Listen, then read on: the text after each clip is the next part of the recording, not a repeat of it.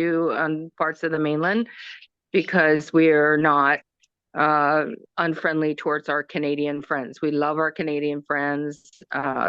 They are not selling off like in Brett's case, but they are not coming. And Canadians in Maui to here, they would come for 2 to 3 months vacations.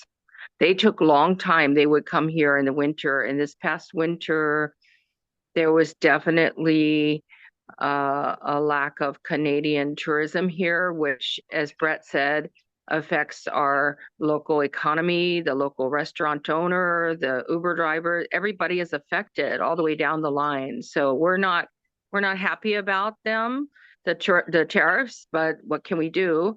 So we just move forward as best as we can, and please roll out the welcome mat for our Canadian friends. We hope you continue to come to Hawaii. You see, this pandemic that came a couple of years ago, it created a global as a local community. So we are global, but we are local. And this is why everything is affected. One person or partner does something, it affects everybody. Okay. So now, not only this financial sector, real estate, and everything is affected. So we are looking to see is that how much is going to impact individually to the real estate professional, because we are directly related to it. Okay. I know that in Canada, residential for foreign has been a challenge for us, but we have a commercial deals, development projects. There are certain exemption from the federal government which we can accommodate for development projects, because I'm a developer myself now. But how is going to impact the life? Because I think 24 was a little bit slow for me in real estate too. So I don't know, how do you see? Do you have a lot of sales in 24 versus what you're seeing now in 25, Gina? We had a significant drop in 24, but in Maui, we're still in wildfire recovery from the wildfires. And then on top of that, our mayor decided he wanted to say that any short-term rental that was in apartment zoning that had been operating short-term rental legally for 30 plus years, he was going to take away 7,000 units. So that just drove a mass panic into our short-term rental condominium market here on Maui. It's a buyer's market for that segment. We're down 43% in Wow. condo sales. So you can imagine over 200,000 equity has been lost already by condo owners here. And that was the most driving force behind our market. Oahu tends to be more stable. Those are the markets I know best. Oahu has the military, has over 1 million in population, so that market tends to be more stable. But in 2024, in general, across the board, realtors did not do as much business as they did in 2023. 2025, we are looking statewide probably for another 1,000 drop in the number of realtors practicing here. So it's a tough market. You have to really dig deep and get back to the basics and really work hard and know your negotiation skills and know your worth in order to stay in business, I think, for 2025. Yeah, I think it's very important now that we remain connected what's going on in the marketplace and readjust our strategies, how to generate revenue. Because if our foreign buyers, because CIPS mostly deal with the foreign buyers or financing, buying and selling, and so it's important that you can maybe think about a kind of diversification in your portfolio to make sure that you are able to generate income to put food on the table. But this is very important. I always do three things all the time: in real estate, mortgage financing, and construction. So all three together, working hard to make sure that you are able to survive, because these are tough times right now. And we have a biggest challenge in Canada with interest rate. people are 30% in this year and 30% next year will be coming for mortgage renewal. And interest rate is doubling what they used to pay. Like 5 years ago, I was paying 1.69% 5-year fix. And recently I have to refinance to support my son. Very small mortgage, but then I end up borrowing money because our currency is very weak as compared to US. I am now paying 4.17%, which is still cheaper than in the United States. But my payment has double, triple because 1.69 versus 4.17, it's double, triple. And this is where we are flooded with the market here in Canada because people can't afford it. And and as a part of my construction as a licensed builder, I develop garden suites. Garden suites mean you can put them in the backyard and you can generate rental income. So I have 8 models in prefab. They are built in the factory, and I install them with a building permit and taking warranty for 7 years. And then I have a 2 model which can be customized to anyone. Is called Ashiana Gardens suites. You can match the exterior finishes of the house so it blends in with a stucco, brick, stone, or siding combination. So I'm a developer and founder of that. And we are doing it because I think federal government announced some incentive to give them 80,000, 2% for 15 years. But the government, the deputy prime minister who made the announcement, and now we are election coming up, so we don't have any guideline. I do not know if something else that is happening in the United States or other part of the world. Brett, do you know anything like garden suite kind of stuff? We just don't have any land where we are right now. Our family developed over 900 homes down here back in the 80s and 90s. And, we got out of the business in 95. And the basic reason was the land costs had just gotten to be out of reach. Yeah. All the land, we're the largest county in the state of Florida, Collier County is, which is where Naples is. But we only have 465,000 homes in the whole county. And there's just not any room. So what's going on here is we're getting a lot. What the joke is, the billionaires are buying out the millionaires on the beach because they're buying homes. We had one sell for $30 million. Yeah. They tore it down and built $100 million home. And that's what's going on all over the city. The neighborhood I live in, the lots are now worth $500,000. I paid $200,000 for my house back in 2013, and the lot's worth $500. So as long as you didn't use your house as a credit card, people have built a tremendous amount of equity in their home. Our median price is still going up, but our pending sales are stagnant or at least maybe matching what happened last year. But last year was a bad year. Yeah, last year was bad. Yeah. And our big issue here is insurance. Yes. My insurance bill on my house when I first bought it was less than $1,000 a year. Now it's $14,000 a year. Well, for people on fixed incomes and stuff, which we're a retirement neighborhood, that hurts. I mean, that can really affect them. You have a huge home. You could be paying 6 figures for your insurance policy. Well, a lot of those people are just walking away saying, "I'm just not going to insure the home. I'll pay whatever I have to pay." If something happens to it, but it's dangerous.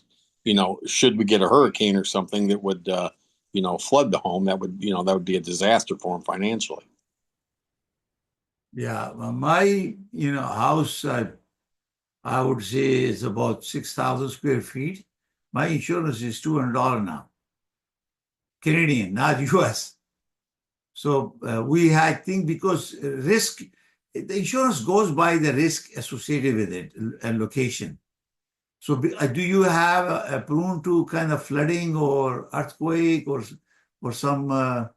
Not our house specifically, but probably 50% of the homes that are in our county are subject to, flood, but only more from a hurricane. So if we can go a couple of years without a hurricane, which we've had 2 straight years of having a major hurricane hit us, that would, drop this down significantly. And the legislature in the state of Florida is really working to bring more insurance companies into, the market, and that's helping. That we're starting to see that now. So this is the first year in about 4 years that we've seen a drop in insurance prices. So, I kind of expect that to continue. We have, our legislator days up in Tallahassee, the state capital, just had them. And that was the number one topic of conversation with all our legislators was insurance and fix that. So when you have such a high insurance cost in that area, obviously it appears to be very prestigious community or location where people can afford that, and or maybe more desire or more preferred location. Yeah, 78% of our people pay cash when they buy a home down here, so it's really high. And the median price is right at $1 million right now.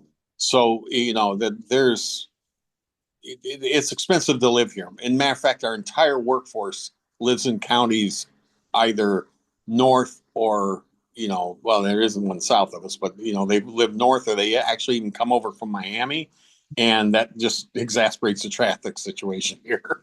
But otherwise, it's not for the weak of financial strength. You definitely have to have money to live here. Yeah, that's fantastic. So Gina, what do you think? What you're hearing from Brad? Is it the same situation in your area? We're a little bit different. To your original question about the garden homes, we call them ADUs here, accessory dwelling unit, or OHANAs. We call them cottage OHANAs. There is a governmental push to add OHANAs. So here the government is saying it used to be you had to have more than a certain land size in order to have one. And now they've lowered the land size requirement down. They've increased the size of the dwelling unit you're allowed to build, based on land size.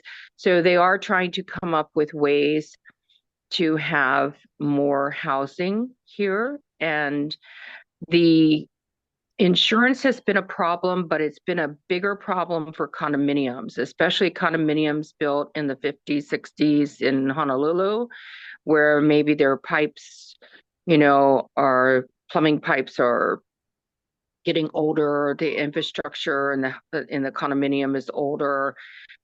We saw last year a jump in insurance. One particular unit here in Maui had steel framing, was newer. They had a $7,000 special assessment, and their maintenance fees went up $500 a month.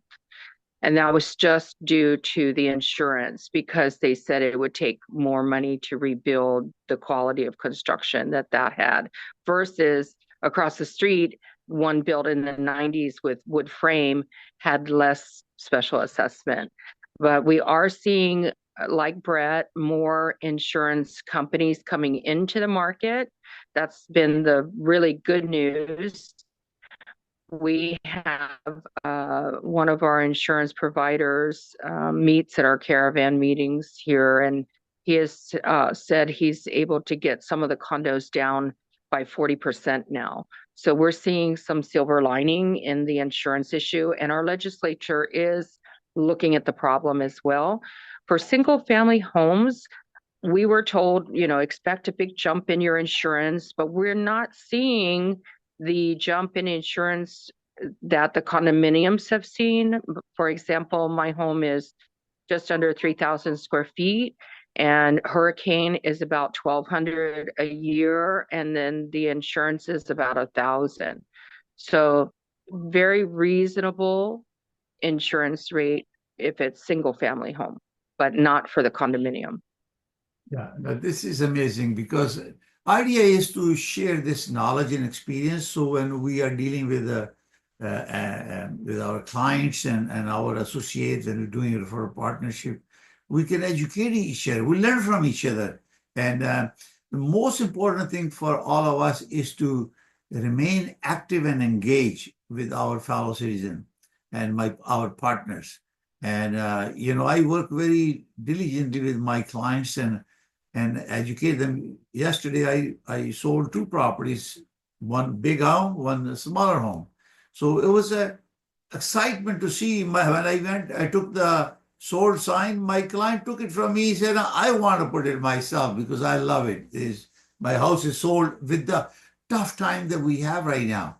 So it's very important. The strategy as a seller has to be more flexible and accommodating in terms of making the deal, because buyer wants discounted price. They want it for free. You Brett probably have some experience in that literature, but you are in a high-end area. That's why in average price, when I share with you the report, overall, our industry, you can't live without it.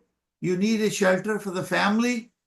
If you have managed your finances, you have controlled your expenses, you have educated your client, create a budget. I always have a know your client. We have a form which has about 4 pages. So always they need to know, if even some people have multiple homes, do they gaining anything or losing anything? So you have a balance sheet. These are my monthly expenses. This is my income. Am I making anything or I'm losing? And you adjust yourself and you educate your client to make sure that you are able to do that. Number 2, most important thing is that our realtor and our association in a respective jurisdiction have to raise their voice unitedly to the municipalities or the state to make sure that those issues in getting the building permits, getting a new construction going, and also the decision that is impacting the economy, real estate, and our living. We need to have a voice. And I think NOD is doing a good job. I believe I saw some article came in, and everybody does that. How do you think, Brett, your board is doing anything there? We're very involved. I actually belong to 2 boards down here, the one just north of us in Naples. And they're very, very active. We have a government affairs officer at our board, and they keep us up to speed. Matter of fact, this morning we just had our monthly business meeting or quarterly business meeting at the board. And, they had the people from the county come in talking about the wastewater systems and flooding, roads, all kinds of local information that really helps us understand, where we stand. The problem you always have with government is they come up with something that on paper looks like a great idea, but there's always unintended consequences. Yeah. You go back to like our ADUs, they won't allow them here, but we don't have a place for the people who do the service work down here to live. And we need to allow that, because that would be a great opportunity for them to rent from somebody who has a home and be able to put an ADU out on their parcel because it's big enough to put that, and rent it out. They get some income from it, and we're providing a service to getting our service people in our area, and it would save us tons. So that's something we deal with the legislature on and trying to get things going. But we got a very good handle with state, and then I'm very, very involved with the national level. I'm actually the WCR representative for the Major Investor Council for RPAC at NAR. And I've been on that committee for about 4 or 5 years. And so we get all the updates on what the federal government's doing and how it affects housing and what we need to do and where we need to take action. This is very, very important. I've been volunteering for the local board and my other associations on committees, directors, everything. Why is very important? Because every one of us have a unique qualification, experience, knowledge that we can enhance the ability of the institution that is serving not only us as a member, but also to the public. Because real estate professional, we are community, city, and nation builders. We, if we start some project in a desert, we can build the entire community, the city, together, because we will invite them, explain them potential, so people come together. So we are nation builders, community builder, city builder. So therefore, I will encourage all our professionals. I'm so happy to hear that, Brett, you're very actively involved, because this is very important.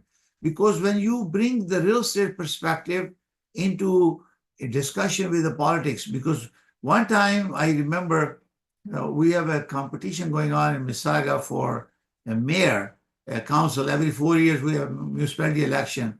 So they wanted to add a land transfer tax. We already have a land transfer tax. They wanted to double that, because in Toronto, they have a special power to have a double land transfer tax.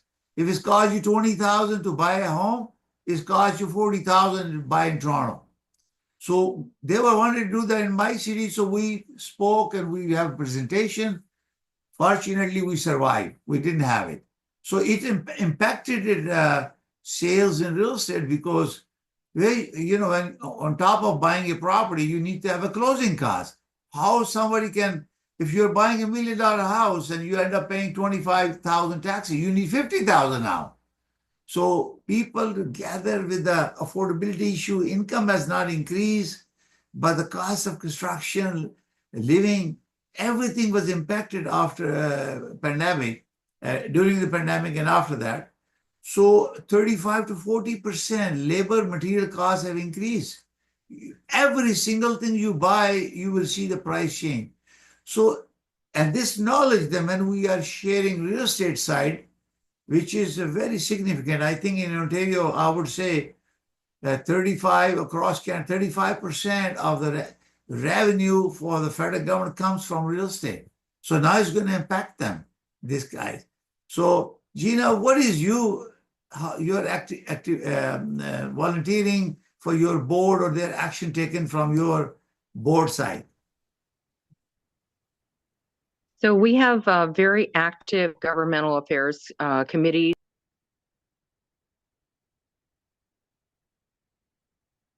Yes. I think you need to recheck your mic. I can hear you. Can you hear me okay now? Yes, yes, yes. Okay, sorry. I said I'm on the State Governmental Affairs Committee. Our Governmental Affairs Director for Hawaii does a tremendous job in our advocacy. I'm also an RPAC President's Circle member. I believe the number one thing realtors can do to move the needle for any housing issue is to become involved in advocacy. I do spend time every year in May going up to Capitol Hill to meet with our elected officials to promote sustainable homeownership opportunities, whether it be through ARIA, the Asian Real Estate Association of America for Native Hawaiian, Pacific Islander, and Asian Americans, or for NAR, for our policy point that we have through NAR. I do advocate on a county, state, and national level. And I really believe it's critical that realtors have a voice and a seat at the table, because we are meeting with these families. We're directly engaged with the people that are benefiting or not benefiting from the laws that are created. So it's our duty really to become involved and know what is going on with your county, state, and national governments to help this housing crisis we're having. We're still seeing a tremendous shortage of inventory and a lack of inventory on the housing ladder for affordable homes. So yeah, definitely involved. Yeah, we have a 3 level of real estate. One is board, Toronto Regional Real Estate Board. I'm a member of that. Is the biggest board, I would say, in the world, because we have a tremendous growth, integration. Biggest challenge has been a MLS. We have I believe, 39 board in Ontario, and now being merged with this. My Mississauga board, formerly Mississauga Real Estate Board, is merged with another group, but I did not join them because I see that in a year or two, the Toronto Real Estate Board will be the biggest board in Canada. So people will be integrating in with that. They have very good voice. And then we have an Ontario Real Estate Association that provincially in Ontario, they deal that. So each province has its own association. Then we have federal association, which is Canadian Real Estate Association, that will lobby federal changes from the federal government that impact everybody. So we have a 3 level of kind of governance and protocol where they really work very hard, and you can see them how effectively they're communicating. And NOR is doing a great job, and I know many friends now because I met them through our network, and also personally I visited. So this is very, very important. You can imagine that a decision of one government, I'm not going to name, one government can impact all of us. And this is where the issue is, that how are we going to survive if we are connected? There are 165,000 realtors, and therefore, are we be able to find the ways to survive? And this is why it's very important to have conversation, to talk to your local government, municipalities. And biggest challenge is shortage of housing. Then biggest again is affordability. Biggest challenge in Canada right now is affordability. People won't qualify. Price of the home escalated during 21, 22. Oh my God, the highest price increase, 18% price increase. Then it went down a little bit. 24 was down, and now it's rising up again. But I'm going to share with you my report after we have a conversation, so you have an idea what's going on, and something that you can use the template to create your own small group of people that you can generate and talk to them. It will help you to create your own network and business opportunity. And when we are having someone to make a referral, then you will do business. So Brett, you have anything else to say before I start my small presentation? No, just one thing you bringing up is affordability, and we have been pounding the table on affordability for as long as I've been in real estate, for 45 years. And all it is talk, and nobody's taken any action about trying to create affordable housing. And there is no better need for it than where we are. And I'm sure Hawaii's probably in the same thing.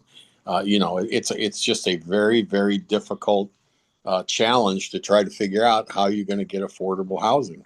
And Gina, kind of brought it up. I would think that Hawaii would be in the same boat. It's the limit on the cost of land without the government stepping in and trying to buy it for them makes it extremely difficult to build affordable housing. And that has been like a number one issue down here forever. Yeah, this is the big challenge, especially the first-time home buyer have a problem. Parents are giving down money, down payment to buy the home, or they are living with them. This additional dwelling unit, tiny home, or garden suite, they are all the name of the same one. This is why I decided I have about 10 different models now. And reason I did this because if you want to generate income to support, you want to live in your house and you can't afford it and you need extra money to qualify for your mortgage, either you're buying it or you're living it, and you must own the house. And that's why these garden suites are that you own a house. And I have a 4 or 5 episode on my YouTube channel. You can go to YouTube at the rate of Realty Coffee Talk. It talks about tiny home. I name them Sahara Garden Suite, which is a prefab, Ashiana Garden Suite. These are custom homes. So if you have a chance, go to realtycoffeetalk.com, realtycoffeetalk.com, one word. or you can go to YouTube and you see I put together to educate people so they understand what that is.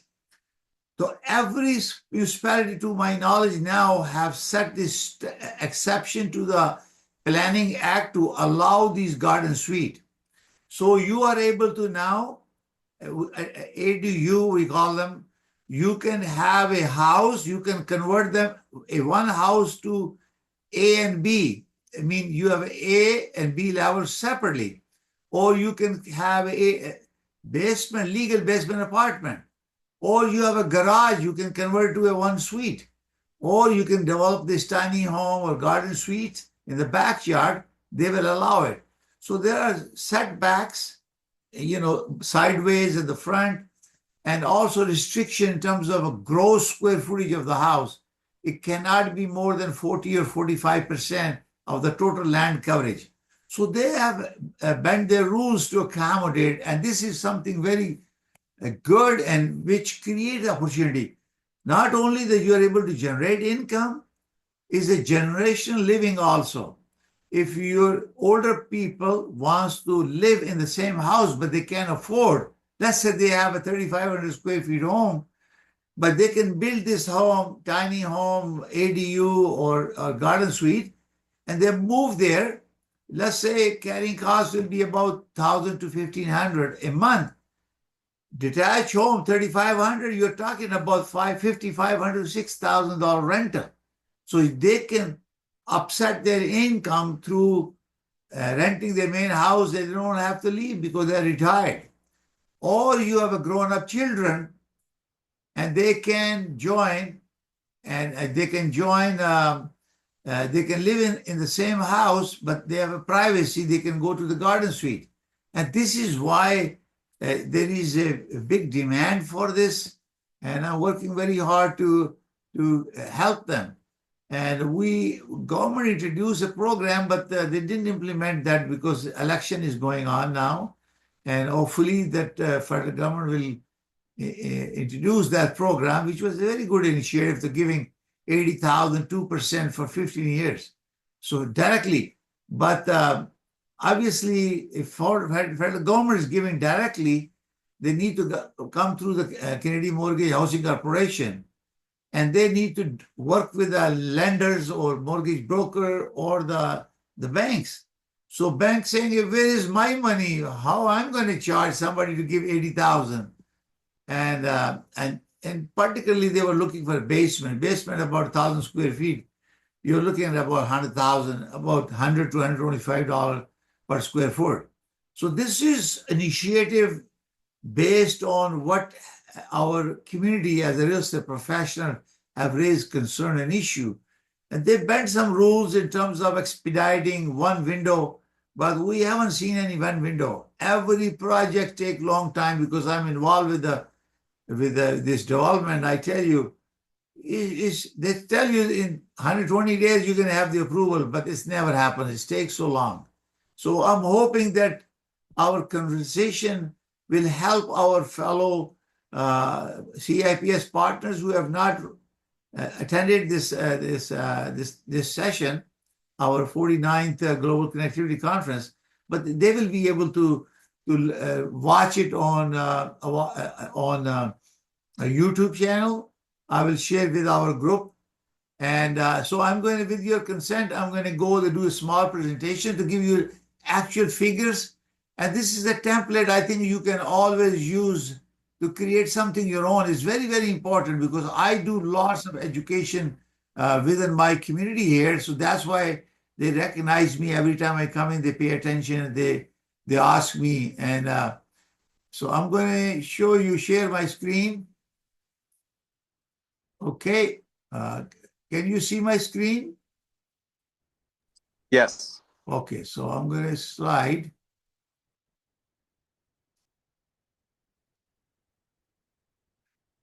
All right, so this is our, for the last 49th month, we have been together, and I'm so appreciative of all of us showing interest that we are connecting, because unless you connect with people, you will never be able to make a referral. It's going to be a little bit challenged, but hopefully it will over soon. I am very hopeful. So the Realty Coffee Talk is about creating connectivity to increase awareness, building consumer confidence in real estate, and promote good ethics and business practices. So being a CIPS, the word is in your hand because you are connected. I am connected. If I need anything out of my jurisdiction, I can ask my partners to help me. I can refer to my clients, to you. So Global Real Estate Professional Network, which I created, is a powerful global connectivity network to get to know each other, build long-term relationship, and facilitate business collaboration.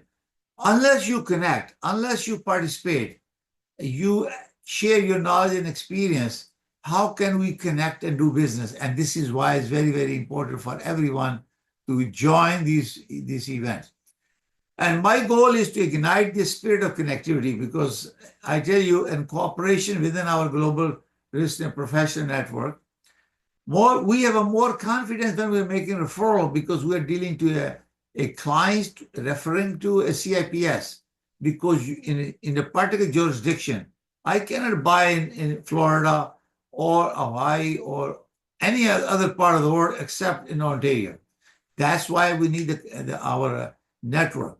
We are professionally governed by the highest professional standard and practice as CIP's designee of NAR. So I'm not going to go through that. So this is a small map of Toronto Regional Real Estate Board. So these are the area that I can. This is a lot of area. Sometimes I have other friends who are specialized in waterfront properties. I teach also, so I am able to do that depending on the time. But this is the area that I serve as a member of Toronto Regional Real Estate Board. So let me make this a shorter one here. Okay, sorry, 1 second. Go back.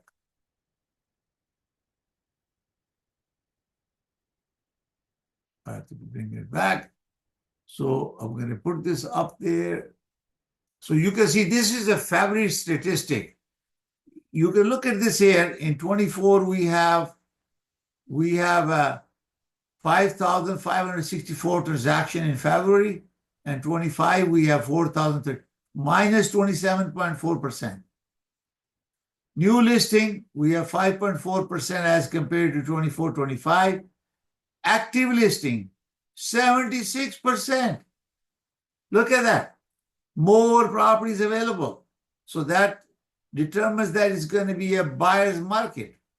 So you have now 11,097 in 24 and 19,536. As spring has started, believe me, it's going to go up until it will happen. Look at the average price. February is minus 2.2. So this is because these figures are collective information on Toronto Regional Real Estate Board. There are some other boards, there are other MLS, they may not include that unless they're duplicated because some of them are multiple member of the board, but we are not. So list day on the market is 12% increase, 25 days to 28 days, and property day on the market, 16.2%. So it's taking longer to sell. And you can see their average price was 1,109,450 in 24, and now it's 1,084,547. So it's 2.2% minus. These are average, not all the areas are the same. So this gives you a full perspective of sales and average price. So we have a detached home. 416 is the Toronto area, and 905 it could be Mississauga, Milton, Brampton, Oakville, and other areas. So there were 1,706 houses sold in Toronto Regional Real Estate Board, and average price, I'm going to just say that 416 is Toronto, so Toronto price is always higher than 905. You can see that's 1.782 million. versus 1,339,000 in 905. And overall average is 1.445 million. Semi-detached, we have 356 sold in both areas, and 416 is 1,275,214.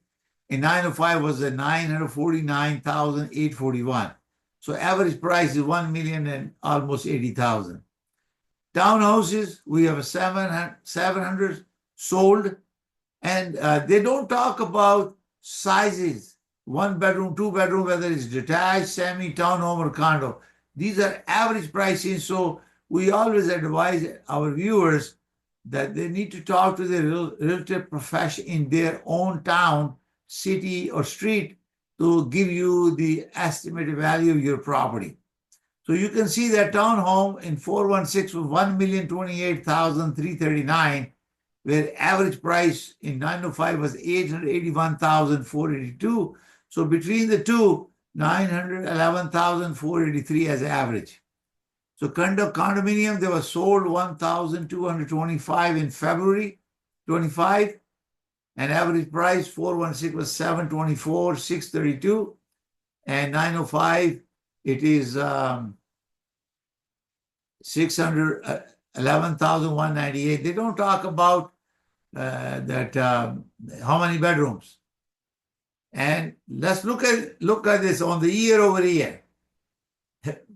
We were minus between the two, just to make it short, minus 27.1% in 416 in detached home, and minus 32.3% in 905, and total minus 31. Average price 7.6% increase as compared in February, and 905 was minus 3%, so overall 0.2%. Semi-detached, we have minus 19.4 in Toronto, minus 24.1 in 905, and overall minus 22.3%.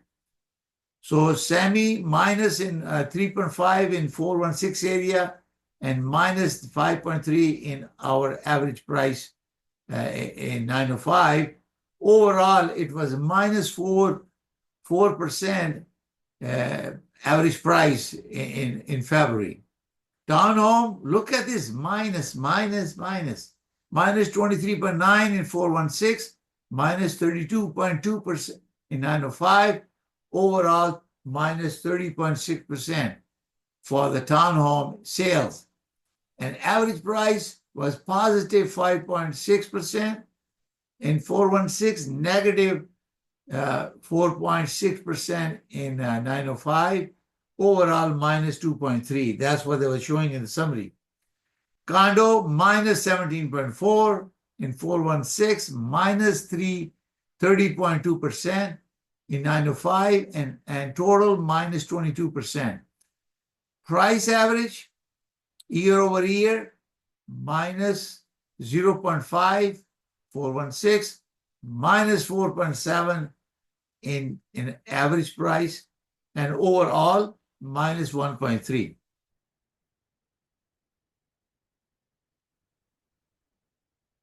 Okay. So this will give you a little bit of the idea about our okay, I'm going to shorten this up for now.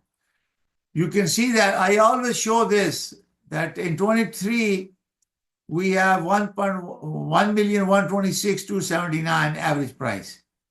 And in 24, we have 1,117,600.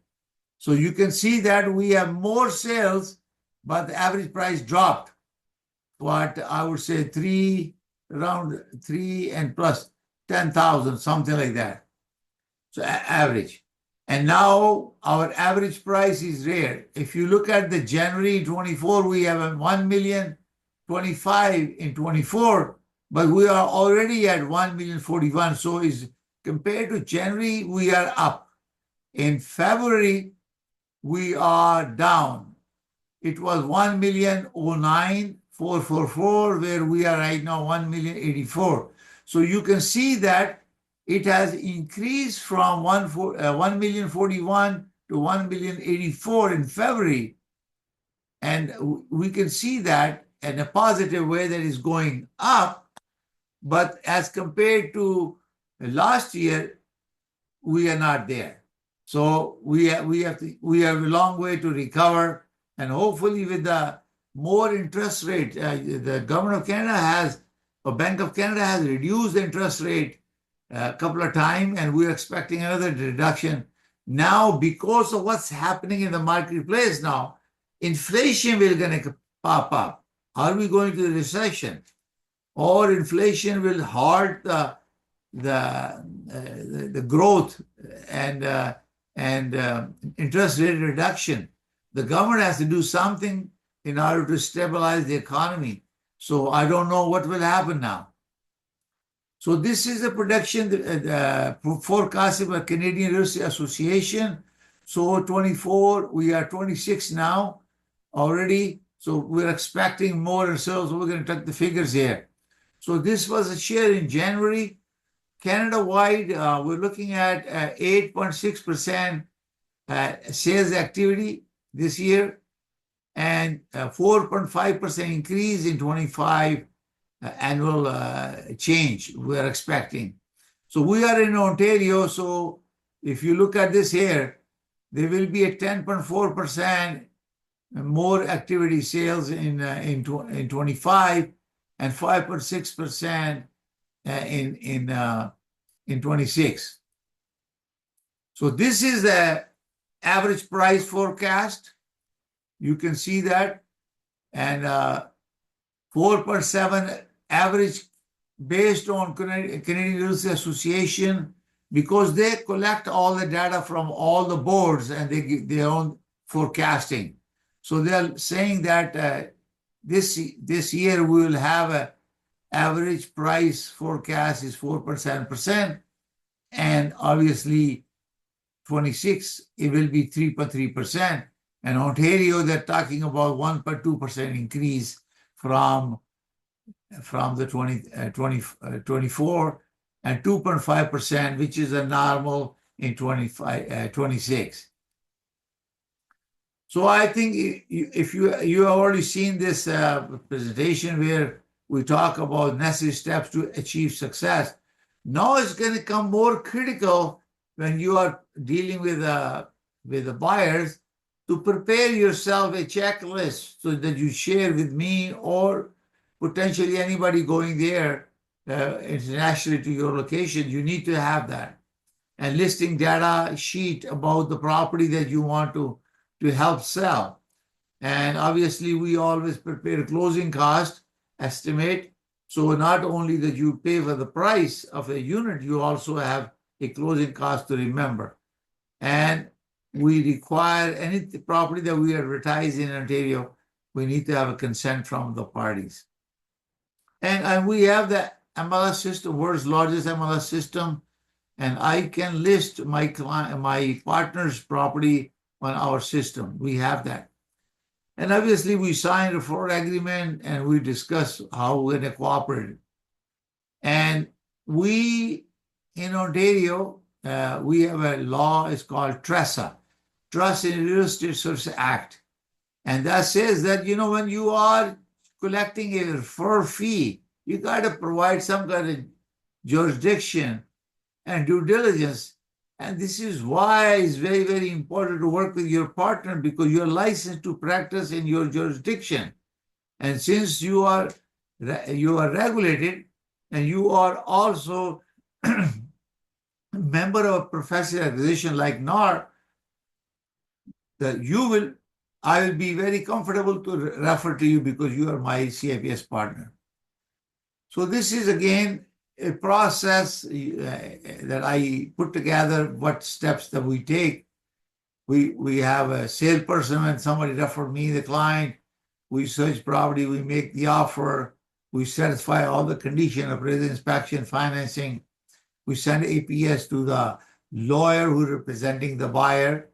The lawyer will send funds if the buyer needs the funds, for example. funds go to the lawyer. They never go to the brokerage. And lawyer will complete the transfer of the deed and charge a registry charge on mortgage. And those expenses are paid by the buyer. And insurance are secured to protect the consumer from any title fraud. So they have to get an insurance. Every lawyer will do that. It can add up 1,000, 2,000 to the closing cost. Again, this is summary cost, closing cost, non-resident speculation tax 25%, and money is held when if foreigners sell a property. Let's assume they bought it before some legislation came in. Their lawyer will hold 30% when they will pay off to CRA, and then the balance will go to the buyer, seller. So we always recommend to have a chartered CPA to review the accounting tax implication before buying a property or selling a property. You need a lawyer, and we have a network of many professionals available for our client. Foreign buyer can buy the property and secure mortgage, but they cannot buy single home because there is restriction. So it has to be a condominium more than, I would say, 6 to 10 units in order for them to invest in. So the buyer real estate is not related to buying real estate, is not related to immigration. It's a totally separate process. So this is where I have To learn more about real estate and mortgages, please visit Realty Coffee Talk and subscribe to my YouTube channel. Thank you. So all my episodes are there. There are more than 487, I believe, there. And now you can To learn more about Okay, let me see. Next. To learn more about real estate and mortgages. Okay.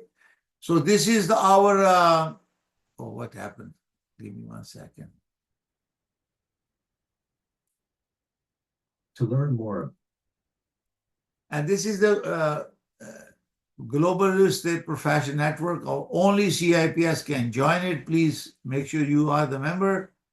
And our next will be the 50th Global Connectivity Conference on Thursday, 24 April at 1 p.m., 2 p.m. And I'm going to get a special speaker for that because this is a big thing. Thank you very much for watching. So I'm going to stop sharing this. Okay. Any comment, any suggestion? Thanks, Tahir. I got to run. We got another condo meeting that we've got to go to, but pleasure always. Look forward to seeing you in April. That's my birthday, by the way. Happy early birthday. Happy birthday in advance. So we'll make sure we have something for you. Okay. All right. Thank you, Tahir. Thank you very much. We'll see you next year always and great. enjoy. God bless everybody. Take care. Bye. You too. Aloha. Bye-bye.